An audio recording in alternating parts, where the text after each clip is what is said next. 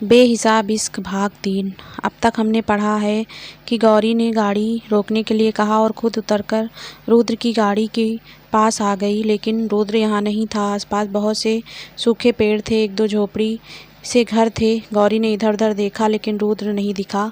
अब आगे वो सूखे पेड़ों की ओर बढ़ गई। थोड़ा आगे चलकर गौरी को रुद्र दिखाई दिया तो उसने अपनी तेज चल रही सांसों को स्थिर किया, लेकिन तभी उसे सामने से एक आदमी दिखा जो गन तान कर खड़ा था। उसका निशाना रुद्र पर था। गौरी की आंखें चौड़ी हो गई। गन वाला आदमी गौरी को नहीं देख सकता था। गौरी को समझ नहीं आया कि वो क्या करे। गन वाला आदमी फ़ोन को कान में लगाए हुए था। जैसे ही उसने फ़ोन रखा, उसने अपनी गन संभाली और रुद्र पर पॉइंट करके दबाने लगा। गौरी रुद्र की ओर भागते हुए एकदम से चिल्लाई, रुद्र!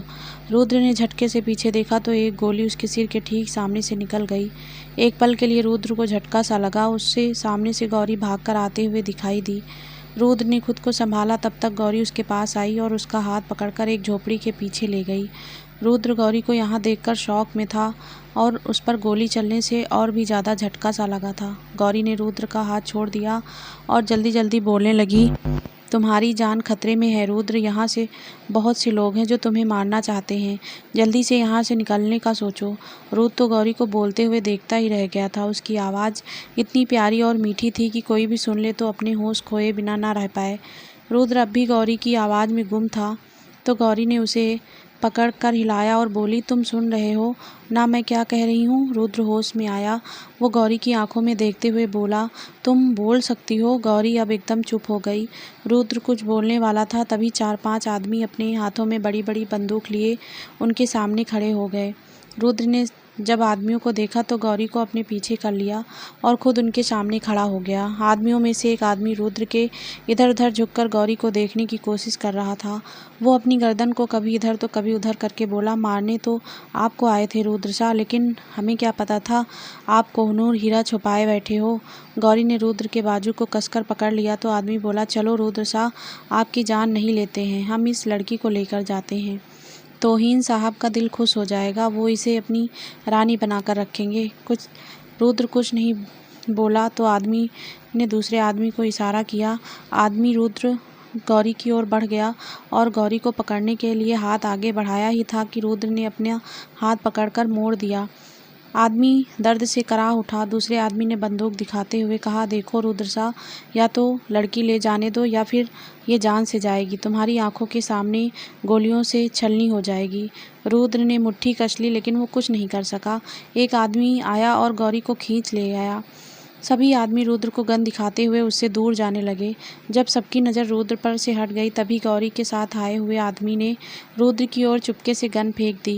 रुद्र ने बिना देरी किए 4 आदमियों को मार गिराया, लेकिन एक आदमी जिसने गौरी पर गन रखी थी वो चौकन्ना हो गया और गौरी पर गन रखे हुए ही बोला, बस अब और नहीं रुद्र शाह, गन नीचे वरना ये गई।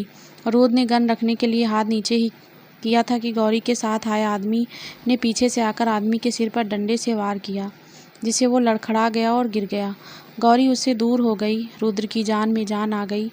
गौरी रुद्र की ओर बढ़ गई, लेकिन तभी रुद्र ने गौरी पर गन तान दी तो गौरी वहीं रुक गई। वो रुद्र को खाली आंखों से देखने लगी।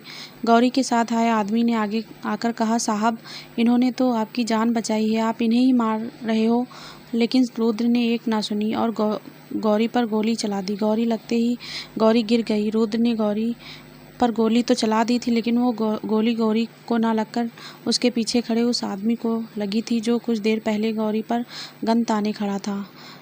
गौरी और उसके साथ आया आदमी जब रुद्र की ओर बढ़े तो पीछे से वो आदमी जिसके ऊपर वार हुआ था वो उठ गया और गौरी की ओर गन तानने लगा, जिससे रुद्र ने जल्दी से उस पर गोली चला दी, लेकिन उनके बीच में गौरी खड़ी थी। गोली गौरी के बाएं कंधे से टच होकर उस आदमी को जा लगी थी, जिससे आदमी के साथ साथ गौरी भी गिर गई थी। रुद्र जल्दी से गौरी की ओर भागा तो गौरी के साथ आया आदमी बोला, साहब जी, मैडम जी ने तो आपकी जान बचाई थी, फिर आपने इनको मारने की कोशिश क्यों करी? रुद्र ने गौरी को गोद में उठाकर गुस्से से कहा, जल्दी से गाड़ी लेकर आ। गौरी के कंधे से बहुत सारा खून निकल रहा था जो रुद्र के भी लग चुका था। आदमी गाड़ी लेकर आया ही था कि एक और देखकर घबराकर बोला, साहब जी। वो रुद्र ने उसकी नज़रों का पीछा किया तो देखा एक ओर से लगभग 5 से 7 गाड़ियों में आदमी गन लिए उनकी ओर बढ़ रहे थे। रुद्र ने अपनी आदमी को पीछे बैठने के लिए कहा और खुद ड्राइविंग सीट पर आ गया। रुद्र ने गाड़ी को फुल स्पीड में दौड़ा दिया, जिससे आने वाली गाड़ियां बहुत दूर रह गईं। सरहद पार करके रुद्र ने पीछे देखा तो कोई नहीं था। उसने गाड़ी हॉस्पिटल की ओर मोड़ दी और कुछ ही सेकंड में हॉस्पिटल के बाहर आकर धम्म से गाड़ी रोकी। रुद्र ने गौरी को गोद में उठाया और दौड़ता हुआ हॉस्पिटल के अंदर आकर जोर जोर से डॉक्टर डॉक्टर चिल्लाने लगा, मानो उसी की जान निकली जा रही हो। हॉस्पिटल स्टाफ दौड़ पड़ा। उन्हीं में से एक रुद्र का हमउम्र लड़का भी था। वो रुद्र को देखकर चौंक कर बोला, रुद्र तू यहाँ? रुद्र ने जल्दी से कहा, बातों का वक्त नहीं है करण, इसे गोली लगी है। गौरी रुद्र की गोद में बेहोश सी झूल रही थी तो करण ने उसे एक वार्ड में लाने के लिए कहा। रुद्र गौरी को करण के कहे अनुसार एक बेड पर लिटा दिया तो करण ने उसे बाहर जाने के लिए कहा, लेकिन रुद्र बोला, नहीं मैं यहीं रहूँगा, तू अपना काम कर। करण ने रुद्र के कंधे पर हाथ रखकर कहा, वो ठीक हो जाएगी भाई, तू यहाँ नहीं रुक सकता, समझा कर। करण के बार बार कहने पर रुद्र बाहर आ गया तो करण ने अपना काम शुरू किया। साहब ले गया वो उसे। लगभग 50 आदमियों के बीच खड़ा एक आदमी सिर झुकाए ही बोला।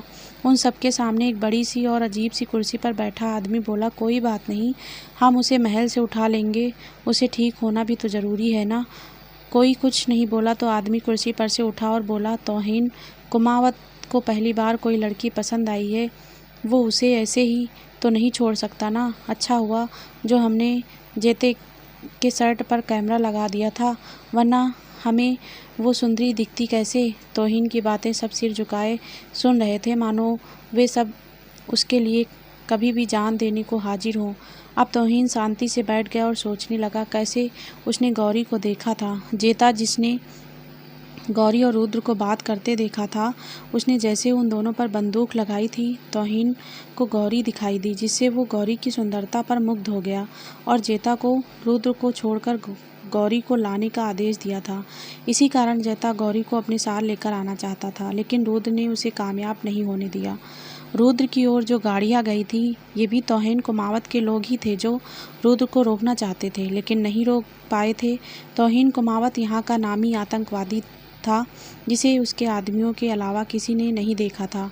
सब उसके नाम से ही डरते थे। वो कब कहाँ आ जाए कोई नहीं जानता था, इसीलिए लोग उसके इलाके में बहुत कम आते थे। रुद्र को यहाँ धोखे से बुलाया गया था ताकि उसको मारकर महल हथिया सके, लेकिन गौरी ने सब पर पानी फिरवा दिया।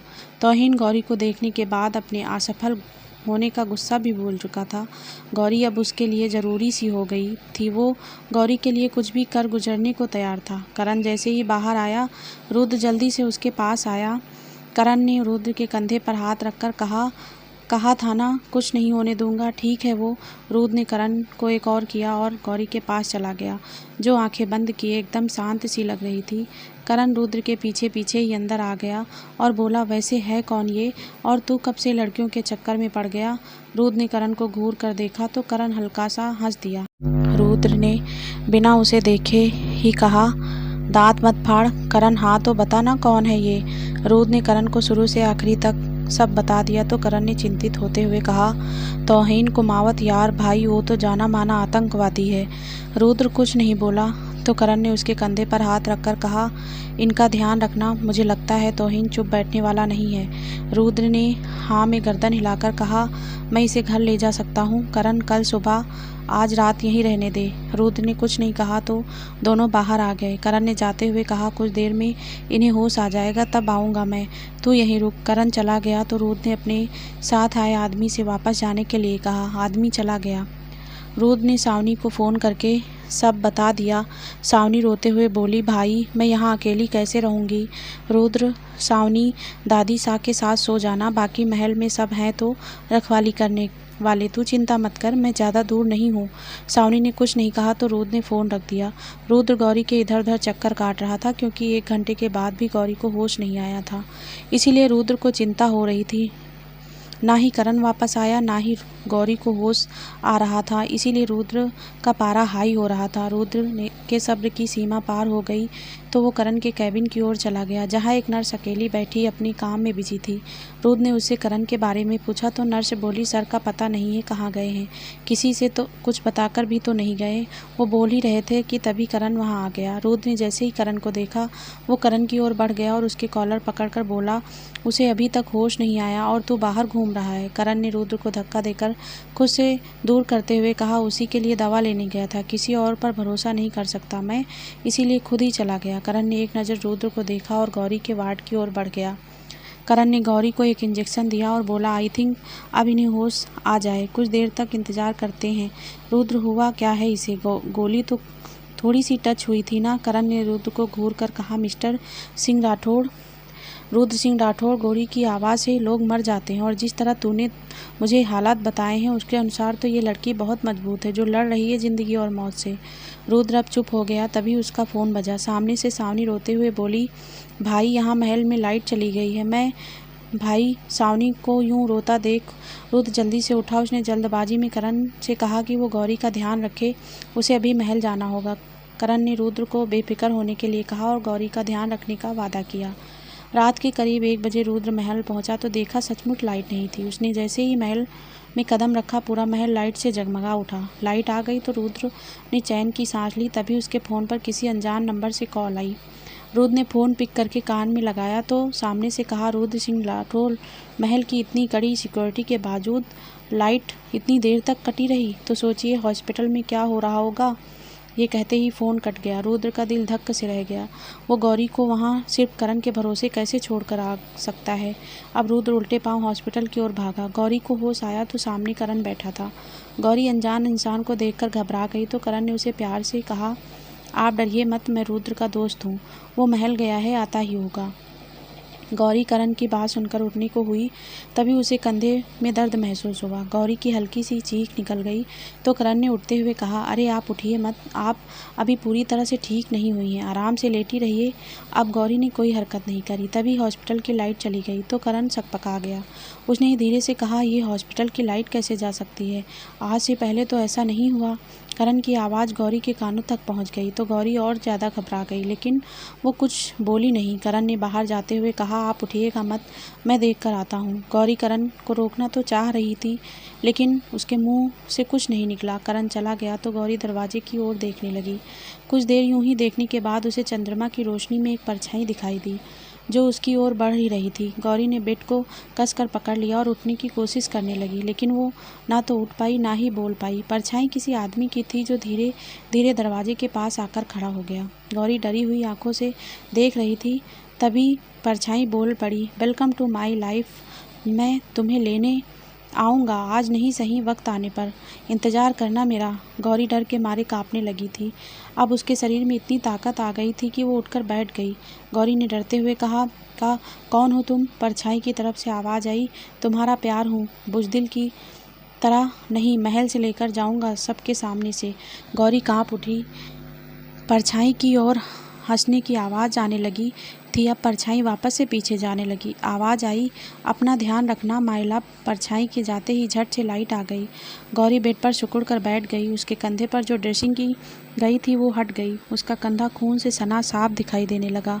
गौरी बैठी बैठी काँप रही थी। तभी रुद्र भागता हुआ उसके कमरे में आ गया और दरवाजे पर खड़ा होकर गौरी को देखने लगा, मानो गौरी को देखने के बाद उसकी जान में जान आई हो।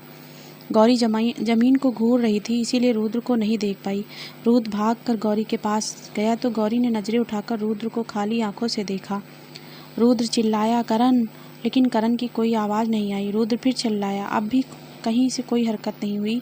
तो रुद्र ने गौरी को अपनी गोद में उठा लिया और बाहर आ गया। रुद्र के बाहर आते ही एक नर्स दौड़कर उसके पास आई और बोली, वो डॉक्टर करण। रुद्र ने नर्स को डरा देखा तो नर्स आगे आगे चलने लगी। रुद्र गौरी को लिए उसके पीछे गया। रुद्र और गौरी ने करण को देखा तो उनकी आंखें फटी की फटी रह गई। रुद्र गौरी को ले जाने के लिए गोद में उठा लेता है, तभी नर्स दौड़ती हुई आई और बोली, वो डॉक्टर करण। रुद्र गौरी को लिए ही नर्स के पीछे चल पड़ा। यहाँ आकर देखा तो करण लहूलुहान पड़ा था। उसके सिर से बहुत ज़्यादा खून निकल रहा था। गौरी ने जैसे ही करण को देखा, उसने अपना चेहरा रुद्र के कंधे पर रख लिया और अपना चेहरा छुपाने लगी। रुद्र ने नर्स से करण को देखने के लिए कहा तो नर्स ने करण को चेक किया और बोली, ये तो मर गए हैं। रुद्र को झटका लगा। वहीं गौरी की पकड़ उसके कंधे पर मजबूत हो गई। तभी वहां हॉस्पिटल का स्टाफ दौड़ गया। सबने करण को उठाया और ले गए। रुद्र को कुछ समझ नहीं आ रहा था कि वो क्या करे, जबकि गौरी दर्द से बेहोशी में जा रही थी। रुद्र गौरी को लेकर बाहर आ गया और गाड़ी में बैठाकर गाड़ी महल की ओर मोड़ ली। रुद्र गौरी को महल ले आया और साथ ही डॉक्टर को कॉल करके महल आने के लिए बोल दिया, जिससे डॉक्टर उनके आने से पहले ही आ चुका था। गौरी बेहोश हो चुकी थी। रुद्र उसे अपने कमरे में ही लाया और लिटा दिया। डॉक्टर ने गौरी को फिर से ड्रेसिंग करी और उसका खास ख्याल रखने के लिए कहा। रुद्र गौरी के पास ही बैठा रहा। वो एकटक गौरी को निहार रहा था। रह रहकर उसे आज के सारे वाक़ये याद आने लगे थे। अचानक से रुद्र उठा और जाकर गौरी का हाथ पकड़कर बैठ गया, मानो वो उसे अभी भी उठाना चाह रहा हो, लेकिन गौरी तो गहरी नींद में सो रही थी। रुद्र गौरी के पास ही उसका हाथ पकड़े पकड़े सो गया था। अगली सुबह जब गौरी उठी, उसे रुद्र अपने बहुत करीब दिखाई दिया तो गौरी झटके से उठकर उससे दूर होने लगी थी। तभी रुद्र का हाथ गौरी के हाथ पर कस गया। गौरी अपनी बड़ी बड़ी आंखों से रुद्र को देखने लगी तो रुद्र आंखों को बंद किए हुए ही बोला, कहीं नहीं जाना, लेटी रहो। गौरी कुछ नहीं बोली तो रुद्र उठा और बोला, अब ये गूंगी बनने का नाटक मेरे सामने तो ना करो, मैं जान गया हूँ तुम बोल सकती हो। गौरी ने अपना सिर झुका लिया तो रुद्र जाते हुए बोला, इस कमरे से बाहर जाने की कोशिश मत करना, मैं आता हूँ कुछ देर में। रुद्र चला गया और साथ ही अपने कमरे के दरवाजे के पासवर्ड भी लगा गया, ताकि ना तो गौरी बाहर जा सके ना ही बाहर का कोई अंदर आ सके। गौरी रुद्र के कमरे को देखने लगी। रुद्र का कमरा काफ़ी बड़ा था। उसके साथ ही एक कमरा और था, लेकिन वो बंद था। गौरी उठने लगी, लेकिन तभी उसे चक्कर आ गया। वो धम्म से फिर बेड पर बैठ गई। उसने अपना सिर पकड़ लिया और फिर से उठने की कोशिश करी। इस बार भी ऐसा ही हुआ। उठते ही उसका सिर घूमने लगा। बहुत कोशिशों के बाद उसने हिम्मत करी और कुछ आगे बढ़ी ही थी कि फिर उसे चक्कर आ गया। वो गिरने वाली थी कि रुद्र ने आकर उसे संभाल लिया। गौरी रुद्र के हाथ पर झूल गई और उसे देखने लगी। रुद्र भी गौरी की आंखों में देखने लगा। रुद्र गौरी की आंखों में देखते हुए गौरी रुद्र की आंखों में देख तो रही थी, लेकिन वो कुछ नहीं बोली। गौरी का कोई जवाब ना मिलने पर रुद्र बोला, ऐसा क्यों लगता है कि हम पहले मिले हैं? रुद्र बोला, तुम्हें मना किया था ना, फिर क्यों उठी तुम? अब गौरी भी टकटकी लगाए रुद्र को देख रही थी तो रुद्र बोला, सख्त होकर बोला, कुछ बोलोगी अब? गौरी रुद्र का कंधा पकड़कर सीधी बैठ गई तो रुद्र ने उसे अपनी बाहों के घेरे में ले लिया। रुद्र ने जैसे ही गौरी के बाजू पर हाथ रखा, गौरी हल्की सी कांप गई। वो बोली, वो मुझे बाथरूम। रुद्र समझ गया तो उसने गौरी को आगे सुने बिना ही उठाया और बाथरूम तक ले गया। अब गौरी अंदर चली गई। कुछ देर बाद बाहर आ गई तो रुद्र उसे फिर से उठाने के लिए आगे बढ़ा ही था कि गौरी ने दूर हटते हुए कहा, नहीं नहीं, मैं ठीक हूँ। रुद्र ने कंधे उचका दिए और गौरी को आगे चलने के लिए कहा। गौरी दीवार को पकड़कर धीरे धीरे चलने लगी, लेकिन तभी फिर से उसका सिर घूमा तो उसने पास रखी चेयर को कसकर पकड़ लिया। रुद्र उसकी हर हरकत को नोटिस कर रहा था तो उसने आगे बढ़कर बिना पूछे ही गोद में उठाया और बेड पर ले जाकर लिटा दिया। रुद्र वापस जाने लगा तो गौरी बोल पड़ी, थैंक यू। रुद्र ने कोई जवाब नहीं दिया। उसने किसी को फ़ोन किया और जल्दी आने को कहा। रुद्र अब मंजुला के कमरे की ओर बढ़ गया।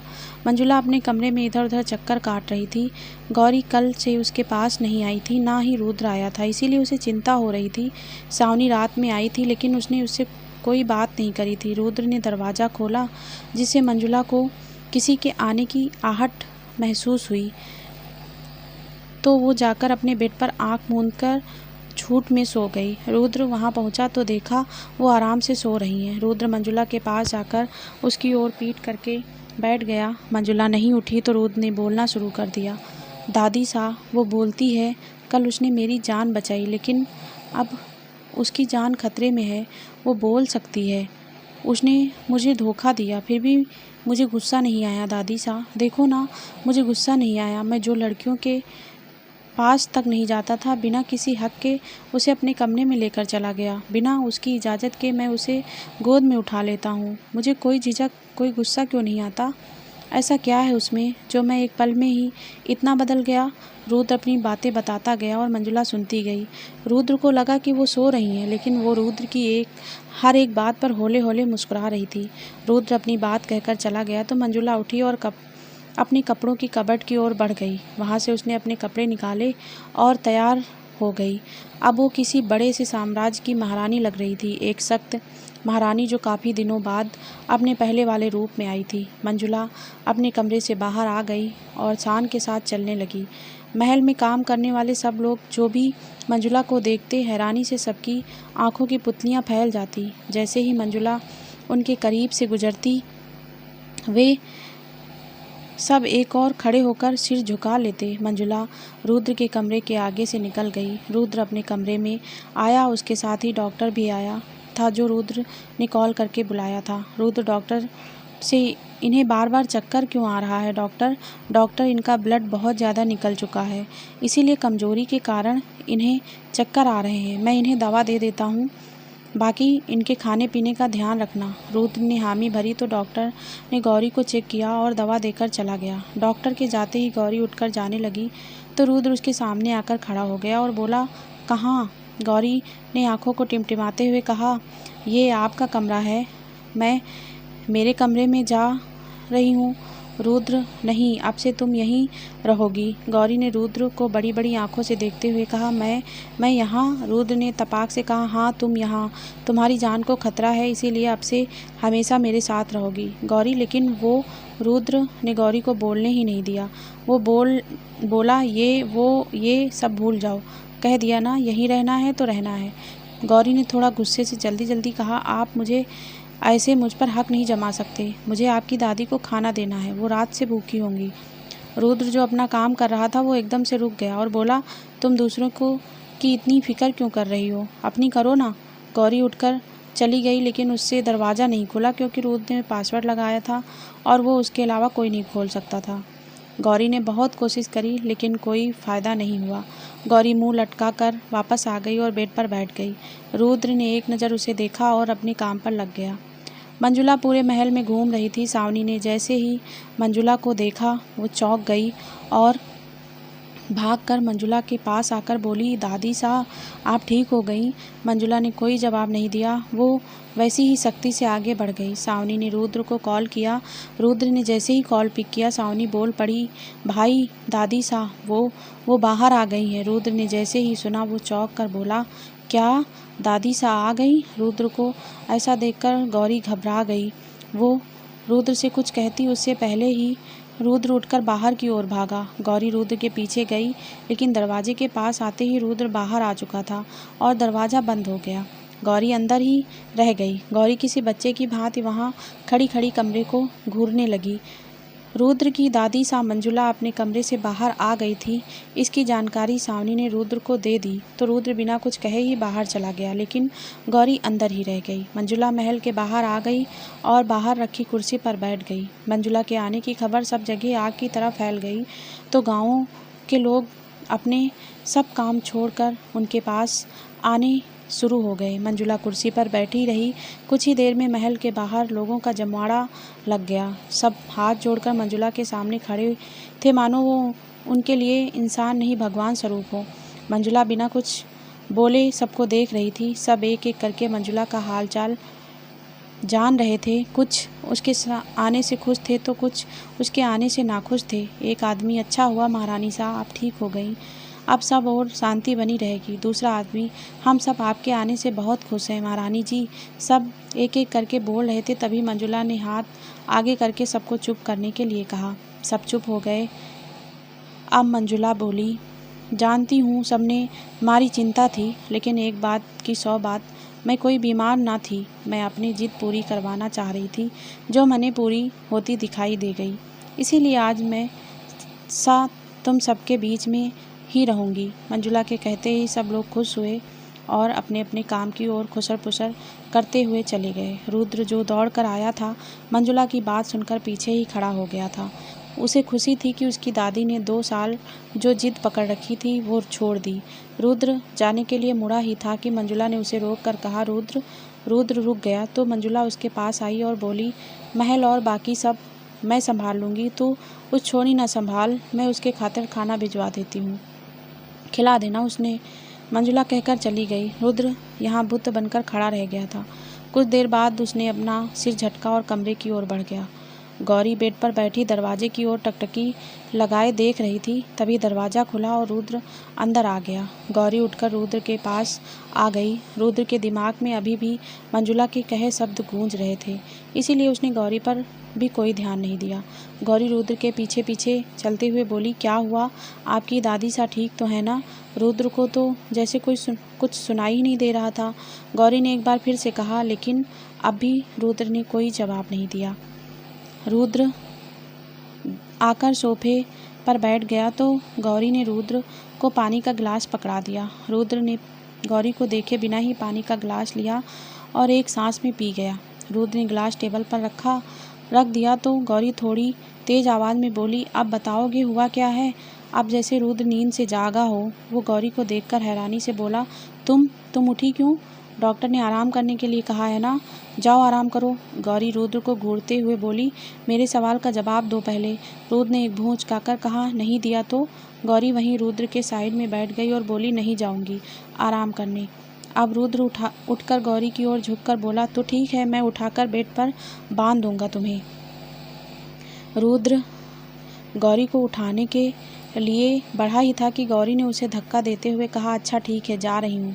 गौरी उठकर जाने लगी तो रुद्र हल्का सा मुस्कुरा दिया। गौरी आकर बेड पर बैठ गई और मुंह बनाते हुए बोली, तुम बता नहीं सकते कि तुम्हारी दादी ठीक है या नहीं? रुद्र अब लैपटॉप में कुछ काम करने लगा। वो काम करते हुए ही बोला, वो ठीक कब नहीं थी, वो तो हमेशा से ही ठीक थी। गौरी चौंकते हुए बोली, तो फिर वो जो उस कमरे में रहती थी वो क्या था? रुद्र काम करते हुए ही बोला, सिर्फ फ्री हैं, अपनी जिद की वजह से 2 साल तक बाहर ही नहीं आई। गौरी अब और ज़्यादा चौंकी और बोली, ऐसी क्या जिद थी उनकी? रुद्र, वो चाहती थी मैं कोई अच्छी सी लड़की देखकर शादी कर लूं, लेकिन अच्छी लड़की तो दूर की बात, मुझे तो कोई भी लड़की भरोसे लायक नहीं लगती। अब गौरी एकदम शांत हो गई, मानो रुद्र ने आखिरी लाइन बोलकर उसके जख्म कुरेद दिए हों। गौरी अपनी ही सोच में डूब गई तो रुद्र अपने काम में लगा रहा। कुछ देर बाद दोनों के लिए खाना आ गया। रुद्र ने गौरी को खाना खिलाकर दवा देकर सुला दिया। दवा के असर से गौरी को जल्द ही नींद आ गई। 2 दिन बाद डॉक्टर फिर से गौरी को चेक करने आया। अब गौरी का जो घाव था वो लगभग ठीक था। डॉक्टर ने गौरी को चेक करके रुद्र को थोड़ा दूर ले जाकर कहा, अब ये घाव जितना खुला रहेगा उतना जल्दी ठीक होगा, ड्रेसिंग नहीं करूँगा। डॉक्टर ने रुद्र को दवा देते हुए कहा, दवा लगा देना और ये गोली दे देना। रुद्र ने हामी भरी तो डॉक्टर आगे बोला, एक बात और, दवा लगाने के बाद जलन होगी, थोड़ी देर बेइंतहा जलेगा, तभी गोली का असर ख़त्म होगा। उसके बाद दवा से थोड़ा नशा होगा, उस वक्त उनके आसपास ही रहना, इनको किसी की ज़रूरत पड़ सकती है। डॉक्टर चला गया तो रुद्र ने दवा को एक और रखकर सावनी को कॉल किया, लेकिन सावनी ने फ़ोन नहीं उठाया। रुद्र सावनी को बुलाने गया ताकि वो गौरी को दवा लगा दे, लेकिन सावनी उसे नहीं मिली। रुद्र परेशान सा इधर उधर चक्कर काटने लगा तो मंजुला ने उसे परेशान देखा, खुद के पास बुलाया। मंजुला, क्या बात है, तू परेशान लग रहा है? रुद्र, हाँ, वो गौरी को दवा लगानी है, सावनी मिल नहीं रही है। मंजुला, हाँ तो इसमें परेशानी की बात है, तू लगा दे। सावनी तो अपनी सहेली से मिलने गई है, पता ना कब आवे, जाकर लगा दे ताकि वो जल्दी से ठीक होकर बाहर आ जाए। रुद्र ने मंजुला को हैरानी से कहा, मैं कैसे लगा सकता हूँ? मंजुला, क्यों? उसमें क्या कोई मंत्र पढ़ने हैं क्या जो सावनी को आते हैं, तुझे नहीं? रुद्र अब कुछ नहीं बोला। वो झिझकता हुआ कमरे में आ गया। यहाँ आकर देखा तो गौरी उसके लैपटॉप में कुछ देखकर हंस रही थी। रुद्र ने झट से अपना लैपटॉप उसके पास से उठाकर कहा, तुम्हें इसे देखने की इजाज़त किसने दी? गौरी ने बड़ी मासूमियत से कहा, वो मैं बोर हो रही थी इसीलिए चला दिया। रुद्र ने एक भूं उचकाकर कहा, और पासवर्ड कैसे पता किया?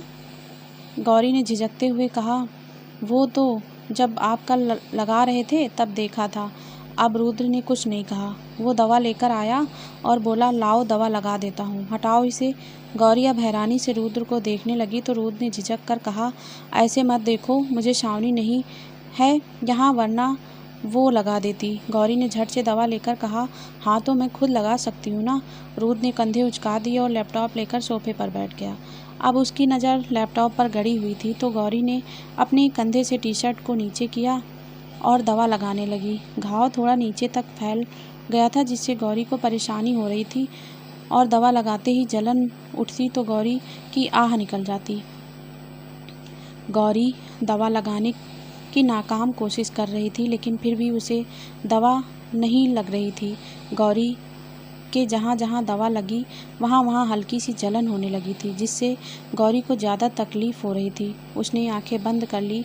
तभी अचानक से रुद्र ने उसके हाथ से दवा ली और दवा लगाने लगा। तो दोस्तों ये पार्ट यहीं समाप्त होता है और नेक्स्ट पार्ट में जल्द ही चैनल पर अपलोड करूँगी। आई होप दोस्तों आप सभी को ये स्टोरी पसंद आ रही होगी। तो प्लीज़ दोस्तों कमेंट करके ज़रूर बताना ताकि मुझे पता चले कि आप लोगों को कितना इंटरेस्ट आ रहा है इस स्टोरी को पढ़ने में। तो प्लीज़ दोस्तों कमेंट ज़रूर करना और हमारे चैनल को सब्सक्राइब कर लेना ताकि सारी स्टोरी आपको मिलती रहे।